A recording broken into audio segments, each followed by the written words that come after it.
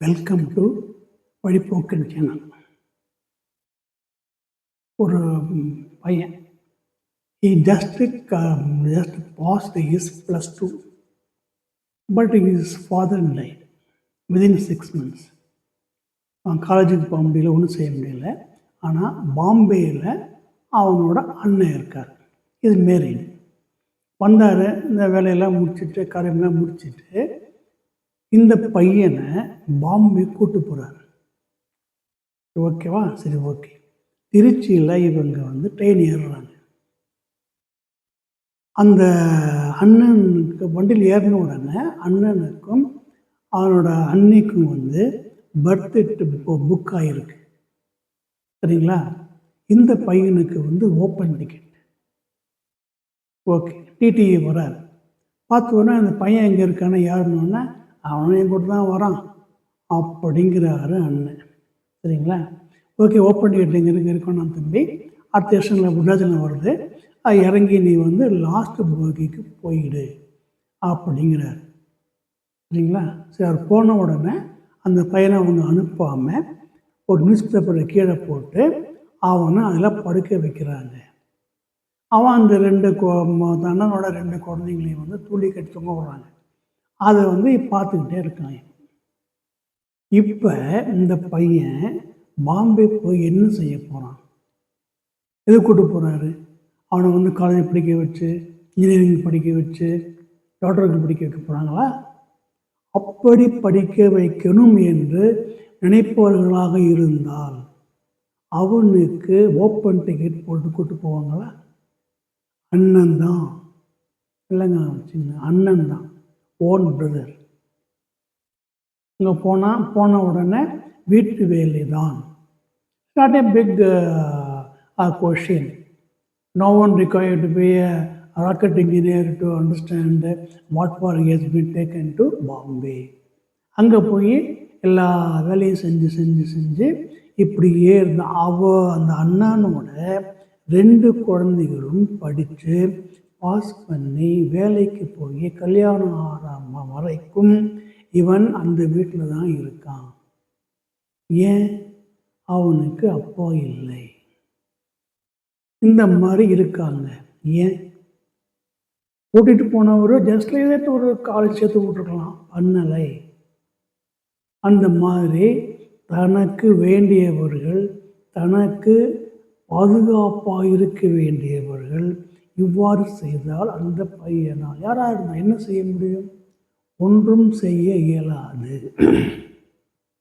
அதுக்கப்புறம் 40 வயசுக்கு அப்புறம் என்னமோ ஒரு வேலைக்காரியோட ஒரு பொண்ணு அவள் படிக்கிறா, வேலைக்கு போகிறான்னு சொல்லி அவனுக்கு கல்யாணம் பண்ணி வச்சாங்க. அதுவும் அந்த அம்மாவை பேசி. ஏன் இந்த நிலைமை? ஓகே, இதை அப்படியே விட்டுருவோம். இன்னொன்று, ஒரு பொண்ணு, அவளுக்கு அந்த டைவர்ஸ் ஆகிடுச்சு. டைவர்ஸ் ஆன உடனே குழந்தை 6 வயசு பொண்ணு, அம்மா கூட இருக்கணும்னு தீர்ப்பாச்சு. ஆனால் this lady was working in Chennai. அதனால் மதுரையில் இருக்கிற தன்னோட அக்கா வீட்டுக்கு அந்த பொண்ணு அமைச்சிட்டான், நீ பார்த்துக்க அப்படின்னு. இமேஜின் அந்த பொண்ணு அங்கே என்ன பாடுபடும்? காலையில் எழுந்திரிச்சு ஜஸ்ட் டிகாஷன் போடுறதுலேருந்து நைட்டு பால் காய்ச்சி உழவுத்தரை வச்சு உழவா எல்லா வேலையும் இந்த பொண்ணு 10 வயசுலேருந்து ஆரம்பிச்சது, 8 வயசில் ஆரம்பிச்சது அந்த பொண்ணு வேலை தான். ஒரு எங்கேயுமே பொறுத்து ஓகே, ஸ்கூல் படிக்க வச்சாங்க, +2 முடிச்சுட்டா அந்த பொண்ணு, காலேஜுக்கு அனுப்ப கிடையாது. அந்த வீட்லேயும் தன்னோட பெரியம்மா பெரியப்பாவோட பொண்ணுங்க பசங்க படிக்கிறாங்க. அவங்களுக்கு எல்லா வேலையும் இந்த பொண்ணு தான். என்ன பண்ண முடியும்? பெரியப்பாவுக்கு முழு வச்சு விடணும் பாத்ரூமில், பார்த்துக்கங்க. நாட் ஜோக், உண்மையிலே. அது கூப்பிட்டானா உடனே ஓடி போய் முழு வச்சு விடணும். இந்த அம்மாவுக்கு துணி வைக்கிறதுலேருந்து எல்லாமே இந்த பொண்ணு தான். இப்படி இருந்து அதே மாதிரி இந்த பொண்ணு அந்த தன்னோட தங்கைகள் 2 தங்கை தம்பியெல்லாம் வந்து படித்து வேலைக்கு போய் கல்யாணம் ஆன அப்புறமும் இந்த பொண்ணுக்கு 35 வயசு. அவளோட கல்யாணத்தை பற்றி பேசுகிறதுக்கு யாரும் இல்லை. அந்த பொண்ணோட அம்மாவும் within 2 years got married to someone else. She washed her hands. அப்போ வந்து வர்றது பார்க்குறது போகிறது இப்படி இருந்தவங்க என்ன கதி? ஏன் இப்படின்னா இது அப்படி தான். பிரியம்மா வீட்டில் எவ்வளவு தான் இருக்க முடியும் உங்களால்?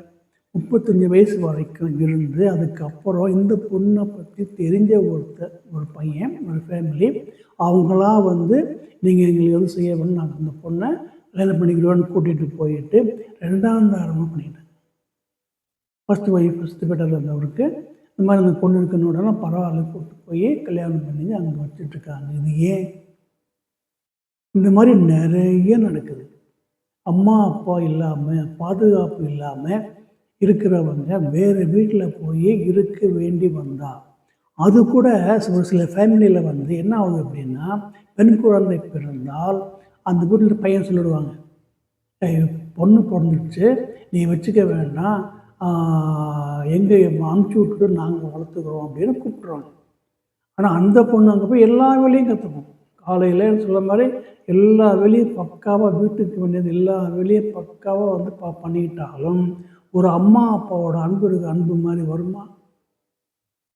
கூட மாதிரி வருமா? பையன் அங்கே இருக்கான், பையன் அம்மா அப்பாவோட இருக்கான், தான் மட்டும் இங்கே இருக்கும் அப்படின்னு அந்த பொண்ணு கேட்க இருக்குமா இருக்காதா? இன்னொரு வீட்டில் போய் இருக்கணுங்கிறது வந்து ரொம்ப ரொம்ப கொடுமையான விஷயம். அவங்க வந்து ரொம்ப கஷ்டப்பட்டு தான் ஆகணும். அவங்க தான் வேலி, அவங்க தான் வந்து நல்லபடியாக வளர்க்கணும்.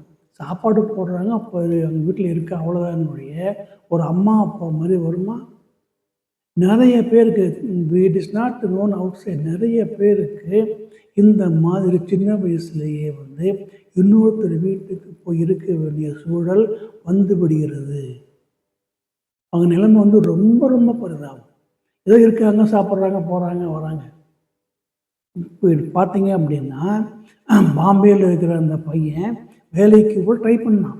ட்ரை பண்ணி படித்து பரவாயில்ல, நான் கம்பெனியில் வந்து வா டைப்ரைட்டிங் கற்றுக்கோ, இல்லாட்டி வந்து கிளர்க் வேலை கொடுக்குறேன்னு சொன்னாலும் கூட இவங்க விடுறதில்லை. அதே மாதிரி மதுரையில் இந்த பொண்ணு வந்து ப்ளஸ் முடித்த உடனே எவ்வளவோ வேலை இருக்குது.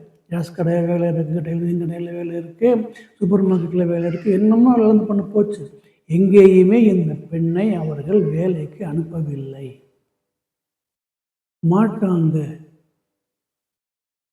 ஏன் சொல்கிறோம் அப்படின்னா, வேலியே பயிரை மேயும். பார்த்தீங்களா, வேலியே பயிரை மேய்ந்தால் விளைவது எப்படி? ரொம்ப கஷ்டம். அதை மீறித்தான் இவங்க வர வேண்டும். 35 வயசில் அந்த பொண்ணு கல்யாணம் பண்ணிட்டு லைஃப்பை ஆரம்பித்து தன்னோட குழந்தையை வளர்த்து ஒரு வாழ்க்கையை தனக்காக ஏற்படுத்தி கொள்ள வேண்டும். அந்த பொண்ணுன்னு இருக்குது, பண்ணிட்டு தான் இருக்குது. ஆனால் ஒரு 25 இயர்ஸில் கல்யாணம் பண்ணி மேரேஜ் லைஃப் என்ஜாய் பண்ணி குழந்தையை பற்றி வளர்க்குறதுக்கும் 35 இயர்ஸில் ஒருத்தர் வந்து 2ஆம் தாரமாக போகிறதுக்கு வித்தியாசம் இருக்கா இல்லையா?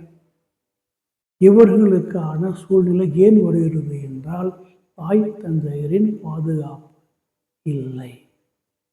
இதுக்கு ஏன் அப்படின்னா, ஏன் சொல்கிறோம் அப்படின்னா, தாய் தந்தையரோட அன்பிலையும் பாசத்திலையும் அரவணைப்பிலையும் பாதுகாப்பிலும் இருக்கும் குழந்தைகளுக்கு இதெல்லாம் தெரிவதில்லை.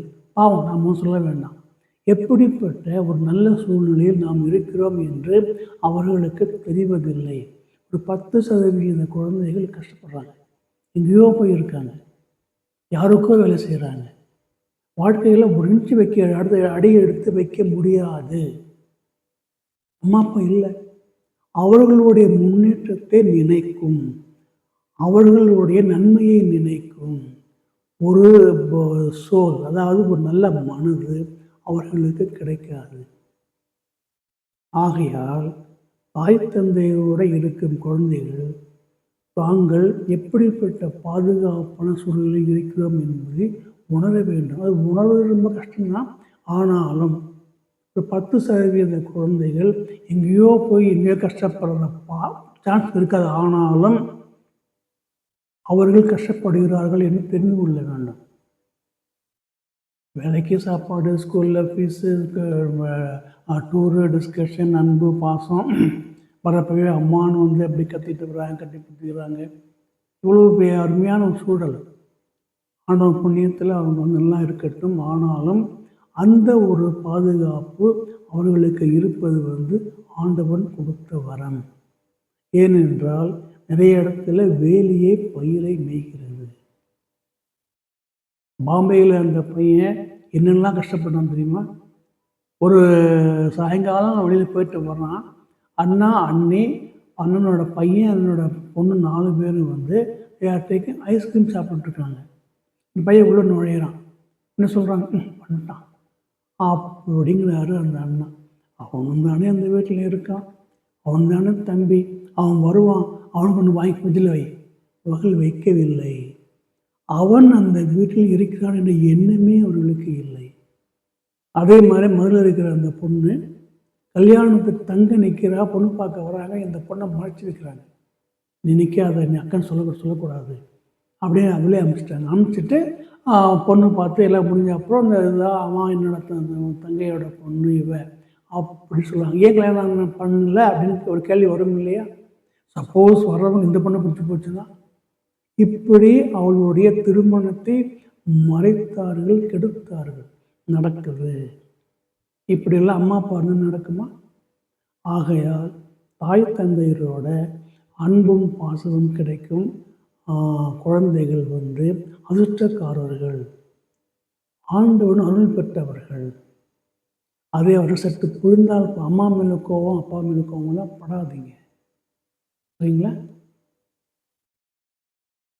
இதை ஷேர் பண்ணுங்கள். நாளை சந்திப்போம். நன்றி, வணக்கம்.